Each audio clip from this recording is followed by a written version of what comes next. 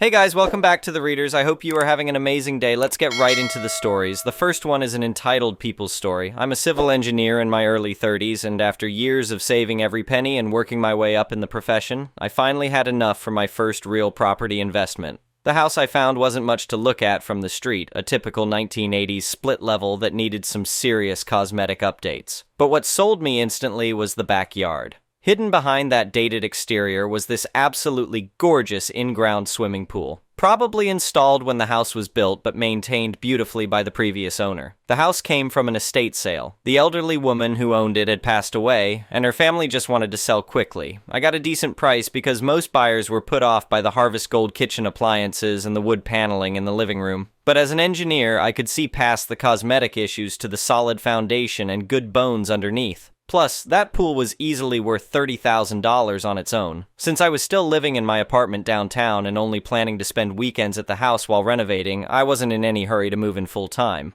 My plan was to take my time with the updates, do a lot of the work myself, and really make it my dream home. The neighborhood seemed quiet and established. Mature trees, well-maintained lawns, the kind of place where people actually knew their neighbors. The backyard was separated from the house behind mine by an old chain-link fence that had definitely seen better days. The metal was rusty in spots, and the whole thing had that slightly tilted look that comes from years of weather and settling. But it was functional enough, and replacing it wasn't high on my priority list. On my very first weekend at the property, I was out in the front yard taking measurements for some landscaping ideas when this woman appeared at my elbow. She was probably in her late 40s, with that particular suburban mom energy where she clearly saw herself as the unofficial mayor of the block. She introduced herself as my rear neighbor and handed me a plate of what were obviously store-bought cookies still in their plastic container. She told me how wonderful it was to have someone new in the neighborhood and how the previous owner had been such a sweet lady.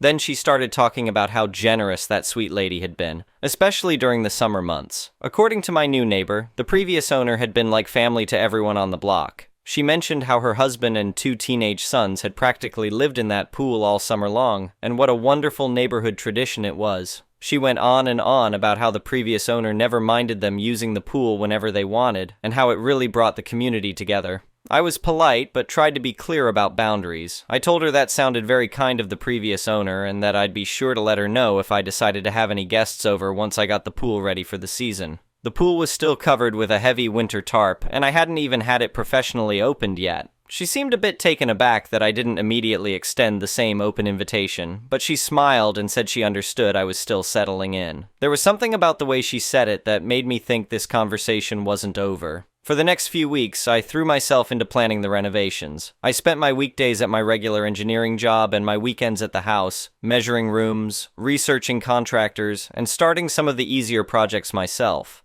The weather had been typical for early spring, still cool enough that opening the pool wasn't even on my radar. Then we hit this weird heat wave in late April. Temperatures shot up into the 80s, and suddenly, everyone was talking about summer plans. I decided to drive out to the house on Saturday morning to take some final measurements for the kitchen renovation I was planning. As soon as I pulled into the driveway, I knew something was wrong. I could hear music playing loudly, and there were definitely voices coming from the backyard. Multiple voices. And was that splashing? I grabbed my measuring tape and headed for the side gate, thinking maybe some neighborhood kids had gotten into the yard somehow. But when I opened that gate and stepped into my backyard, I couldn't believe what I was seeing. The heavy winter pool cover had been dragged off and thrown in a soggy pile on my patio. There were at least 20 people in and around my pool. The woman who'd brought me cookies was there with what I assumed was her husband and 2 teenage boys, but they'd also invited what looked like half the neighborhood. There were inflatable pool toys everywhere, someone had fired up a grill on my patio, and there were beer cans and food wrappers scattered all over the place. They had turned my private backyard into their personal resort. I stood there for a moment, trying to process what I was seeing. Then the woman spotted me and waved cheerfully like this was the most normal thing in the world. She called out that I should grab a burger and join the party. She mentioned that her husband knew how to get the pool equipment running and not to worry about anything. She acted like she was doing me a favor by maintaining my property. I walked over to where she was sitting in one of my patio chairs and told her as calmly as I could manage that this was completely unacceptable. These were my property and my pool, and I had never given anyone permission to use them. I said the party needed to end immediately.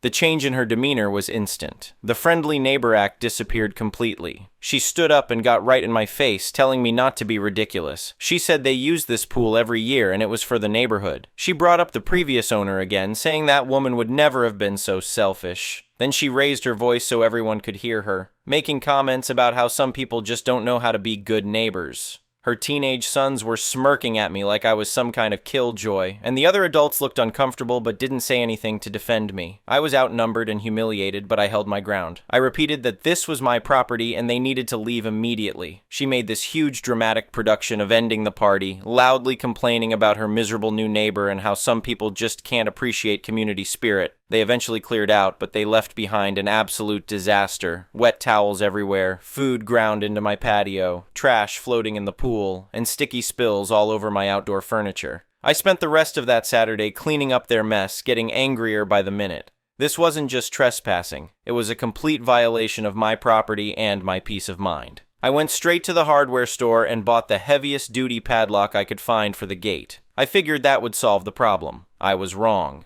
The following Saturday, I arrived to find my brand new padlock had been cut off with bolt cutters. The broken pieces were just lying on the ground next to the gate, and sure enough, there was the neighbor woman's family in my pool again.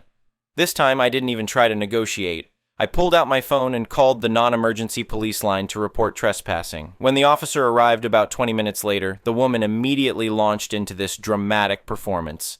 She told the officer that I was harassing her and her family. Then she said something that made my jaw drop. She claimed this was her land. Not technically, she admitted, but she said they had an agreement and had been using the pool for over a decade. This is where my professional background really paid off. As an engineer, I'm used to dealing with property boundaries, surveys, and legal documentation. I had brought a folder with me that contained my property deed, all the closing documents, and most importantly, a certified plot plan from the recent sale. I calmly explained the situation to the officer and showed him the documentation. The boundaries were clearly marked, and there was absolutely no question about who owned what.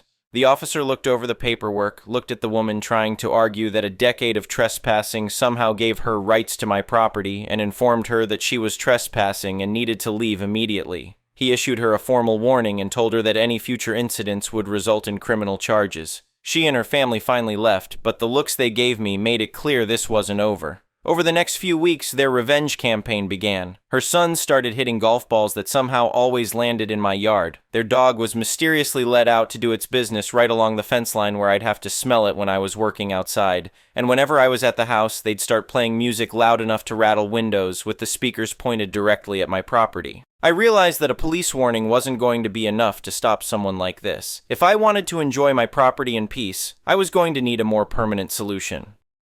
First, I installed a comprehensive security camera system. High-definition, motion-activated cameras that covered every angle of my backyard, the fence line, and both gates. If they tried anything else, I'd have it all on video. Then I hired a professional surveying company to conduct a fresh, legally binding survey of my property lines. This wasn't cheap, but as an engineer, I knew the importance of having accurate, up-to-date documentation. When the surveyors came out and placed their bright orange stakes in the ground, I discovered something that was better than I could have hoped for. That old, rusty chain-link fence wasn't actually on the property line. According to the official survey, it had been installed a full 3 feet inside my property boundary. For years, my neighbor had been enjoying an extra 3 feet of land that actually belonged to me. That's when I came up with my plan. Instead of just replacing the old fence, I decided to build a new one, but this fence would be built exactly where it was supposed to be, on the actual property line. I applied for a permit to build the tallest privacy fence allowed by city code, 8 feet of solid cedar planking that would completely block the view between our properties. The permit was approved without any issues because everything was being done properly and legally. I hired a reputable fencing company and made sure they understood exactly what I wanted. The new fence would be built precisely on the surveyed property line, which meant the old chain link fence would end up completely on my side. When the construction crew arrived and started digging post holes, the neighbor woman came storming out of her house. She started screaming at the workers, demanding to know what they thought they were doing. The foreman calmly showed her the building permit and pointed to the survey stakes. She threatened to sue everyone involved and called the city to complain. Each time the response was the same. Everything was being done legally and according to the official property boundaries. I watched from my kitchen window as her fury escalated throughout the week. She called the police twice, thinking she could get the construction stopped.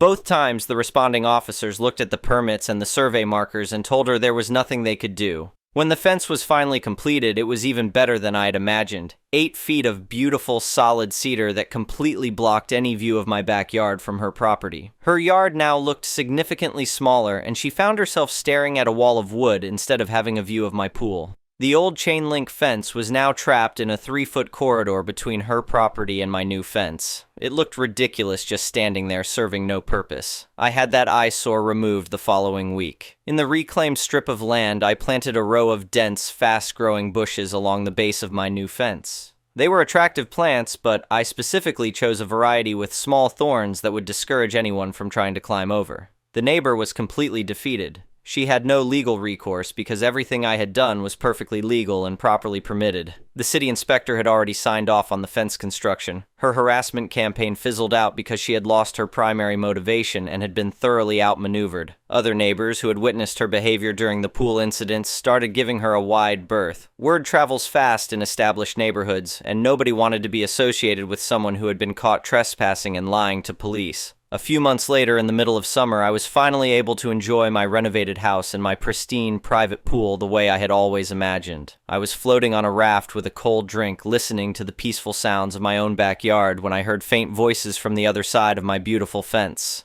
It sounded like the neighbor woman was arguing with her family about something, probably complaining about their smaller yard and lack of pool access. But thanks to my 8-foot cedar barrier, their drama was no longer my problem. I had learned an important lesson through this whole experience. You don't have to sink to someone else's level to win. Sometimes the most satisfying revenge comes from using the law, professional expertise, and careful planning to achieve a permanent solution. My property was now more secure, more private, and more valuable than before. The peace and quiet I had earned felt even sweeter because I knew it was protected by proper boundaries and solid documentation.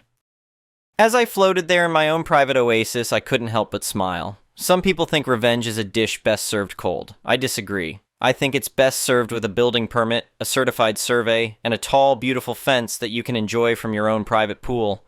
The woman who had tried to claim my land as her own had learned that property rights aren't determined by years of trespassing or loud complaints. They're determined by deeds, surveys, and legal documentation. And when you're an engineer who knows how to use all those tools properly, entitled neighbors don't stand a chance. These days, I spend most summer weekends at the house, which I've transformed into exactly the retreat I had envisioned. The kitchen renovation turned out beautifully, and I've added some tasteful landscaping that complements the natural privacy my fence provides. Sometimes I see the neighbor woman at the local grocery store or gas station. She always looks away quickly and finds somewhere else to be. I don't take any pleasure in her obvious discomfort, but I also don't feel sorry for her. She had every opportunity to be a decent neighbor and chose instead to be entitled and aggressive. The other neighbors have been much more welcoming. Several have complimented me on the fence and the landscaping improvements. A few have even asked for recommendations on the contractors I used, which tells me the professional quality of the work was obvious to everyone. One of the unexpected benefits of the whole situation is that it forced me to really understand my property boundaries and rights as a homeowner. That knowledge has been valuable in other aspects of home ownership, from planning future improvements to understanding local zoning regulations. The security camera system I installed has also proven useful beyond just dealing with trespassing neighbors. I've caught package thieves, documented some minor vandalism from teenagers cutting through the neighborhood, and even helped police with an investigation when someone's car was broken into down the street. Looking back, I'm almost grateful that the situation forced me to take such thorough legal and physical steps to secure my property. What started as a violation and an invasion of privacy ended up making me a more informed and prepared property owner. My advice to anyone dealing with entitled neighbors or property disputes is simple. Document everything, know your rights, and don't be afraid to enforce legal boundaries. Being nice and hoping problems will go away usually just encourages more aggressive behavior. The investment I made in professional surveying, quality fencing, and security systems has paid for itself many times over in peace of mind alone.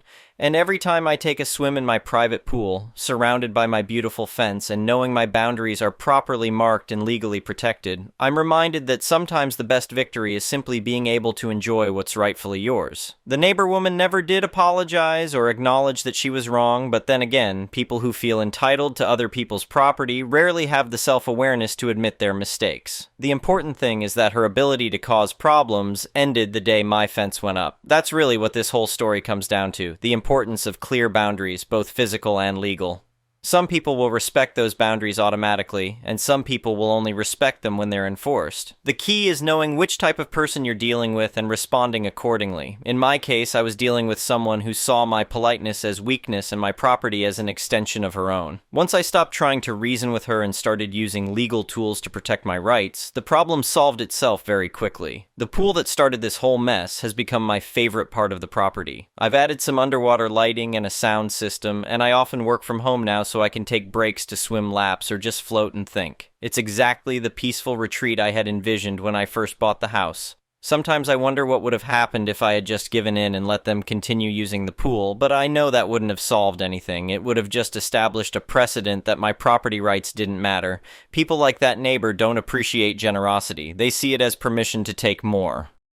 By standing my ground and using the proper legal channels, I not only protected my own property, but probably saved future homeowners from dealing with the same entitled behavior. Clear boundaries benefit everyone in the long run, even the people who initially resist them.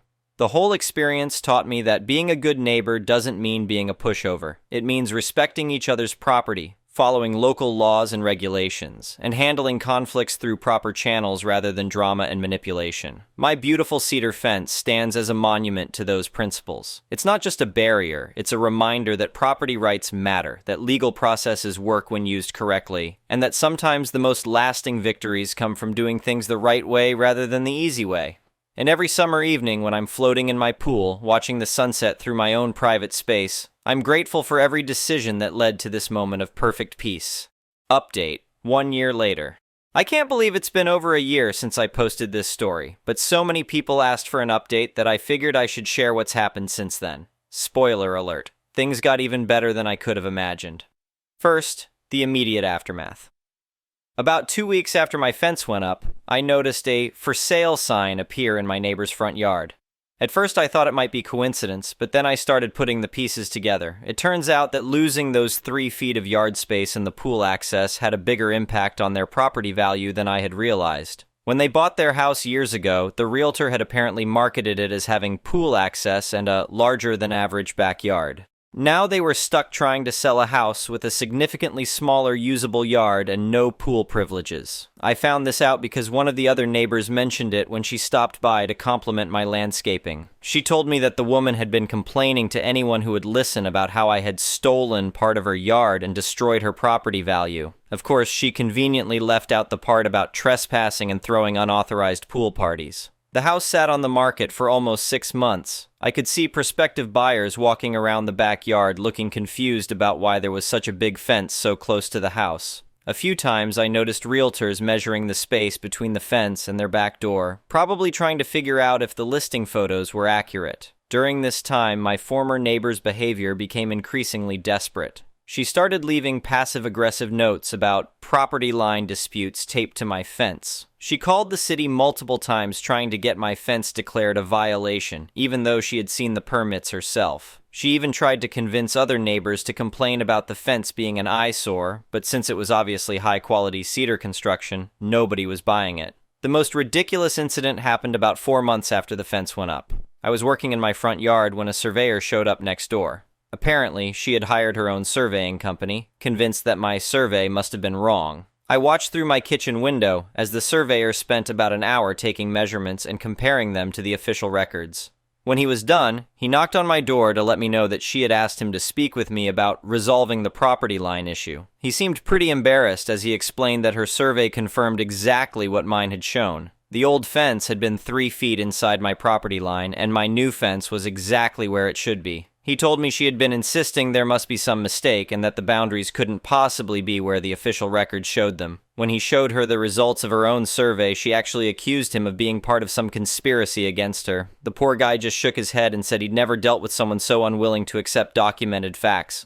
That was apparently the final straw for her husband. According to the neighbor who keeps me updated on the local gossip, he had been getting increasingly tired of the whole situation. The survey bill, the legal fees from consulting lawyers about property rights, the stress of the house not selling, it was all adding up. Finally, they dropped the asking price significantly and accepted the first reasonable offer they got. The new neighbors moved in last fall, and the difference is like night and day. The new family is absolutely wonderful. They're a couple in their 40s with 2 teenage daughters who are polite and respectful. Within a week of moving in, they introduced themselves properly and asked about local contractors because they wanted to do some landscaping improvements. When they found out I was an engineer, they asked if I'd be willing to look at their plans for a deck addition and make sure they weren't missing anything obvious. I was happy to help, and we've developed a great neighborly relationship based on actual mutual respect. The best part is that they love having the pool next door, not because they expect to use it, but because it adds to the peaceful ambience of their backyard. They've mentioned several times how nice it is to hear the gentle sound of the pool filter running instead of traffic noise. Last summer, I actually invited them over for a pool party to celebrate the completion of my kitchen renovation. It was such a nice contrast to the entitled trespassing I had dealt with before. They brought food to share, helped with cleanup, and stayed a reasonable amount of time. You know, like normal people do when they're actually invited to something. Their teenage daughters sometimes bring friends over, and I've never once had to worry about them trying to sneak into my yard or cause problems. It's amazing how much difference it makes when parents actually teach their kids to respect other people's property. The old neighbor's house has been completely transformed by the new owners. They've painted it, updated the landscaping, and generally taken much better care of it than the previous owners ever did. It's actually increased the value of the whole neighborhood, which benefits everyone. I also wanted to update everyone on the legal side of things. A few people in the comments on my original post suggested I should have sued for damages or harassment. At the time, I was focused on just solving the problem and moving on. But about 6 months after they moved away, I got a call from a lawyer representing someone else in their new neighborhood. Apparently, my former neighbor had tried the same entitled behavior at their new house. They had a community clubhouse with a pool, and she had started treating it like her personal property, bringing outside guests and refusing to follow the posted rules. When the HOA tried to address it, she told them about her experience with property disputes and threatened to sue. The lawyer was calling me because they had found my security camera footage during their research, and they wanted to know if I'd be willing to provide a statement about her previous behavior. I was happy to help, and it turns out my documentation was part of a pattern that helped them resolve their situation much more quickly than I had been able to resolve mine. I never found out exactly what happened with that case, but I do know that she's moved again since then. Some people never learn. One unexpected benefit of the whole experience has been the positive attention my fence project received. I've had at least a dozen neighbors ask for the contact information for my fencing contractor, and several have hired him for their own privacy fence projects. The quality of his work was so obvious that it's actually improved property values throughout the neighborhood. I've also become something of an informal consultant for other neighbors dealing with property line issues. Word got around that I know how to handle surveys and permits properly, so people come to me for advice when they're planning additions or dealing with boundary disputes. It's been a nice way to build relationships and establish myself as someone who knows how to handle things professionally. The security camera system has continued to pay dividends as well. Last winter, I caught someone breaking into cars parked on the street and was able to provide the police with clear footage that led to an arrest. The cameras have also deterred package theft and given me peace of mind when I'm traveling for work. But the most satisfying update is simply how much I've been able to enjoy my property over the past year. I've hosted several pool parties for friends and colleagues, and everyone always comments on how peaceful and private the backyard feels. The fence has become a beautiful backdrop that's completely covered in climbing roses now. I've also been able to use the pool for exercise much more than I expected. Having complete privacy means I can swim laps early in the morning or late in the evening without worrying about anyone watching or judging. It's become an important part of my fitness routine and stress management. The property value increase has been substantial too. When I had the house appraised for insurance purposes last month, the appraiser specifically noted the high-quality fencing, professional landscaping, and well-maintained pool as significant value adds. The combination of privacy and security features has made it much more desirable than comparable properties in the area. Looking back on the whole experience, I'm grateful it happened the way it did. Yes, it was stressful and expensive at the time, but it forced me to really establish my boundaries and protect my investment properly. The skills I learned about property rights, documentation, and dealing with difficult people have been valuable in other areas of my life as well. The most important lesson I learned is that sometimes being kind and accommodating just enables bad behavior. There are people who will take advantage of your generosity and see it as weakness rather than kindness. The key is recognizing those people quickly and responding appropriately. If I had given in to my former neighbor's demands and let her continue using my pool, she would have escalated to even more entitled behavior. People like that don't appreciate compromise. They see it as an admission that their demands are reasonable. By standing firm and using legal tools to enforce my rights, I not only protected my own property, but probably saved other people from dealing with the same problems. Clear boundaries and consistent enforcement benefit everyone in the long run. For anyone dealing with similar situations, my advice remains the same. Document everything, know your rights, and don't be afraid to enforce legal boundaries. It might seem easier to just go along with unreasonable demands in the short term, but it will only create bigger problems later. The investment I made in surveying, fencing, and security systems has been worth every penny. But more than that, the peace of mind that comes from knowing my boundaries are clearly marked and legally protected is priceless. These days, when I'm floating in my pool on a summer evening, listening to the sounds of my own private oasis, I'm reminded that sometimes the best victory is simply being able to enjoy what's rightfully yours without interference or drama. And that beautiful cedar fence, now covered in blooming roses and providing perfect privacy, stands as a permanent reminder that property rights matter, and that doing things the right way ultimately leads to the best outcomes for everyone involved. The next one is a pro-revenge story. When our first child was born, my ex forced me to quit my job. When our second child was 2,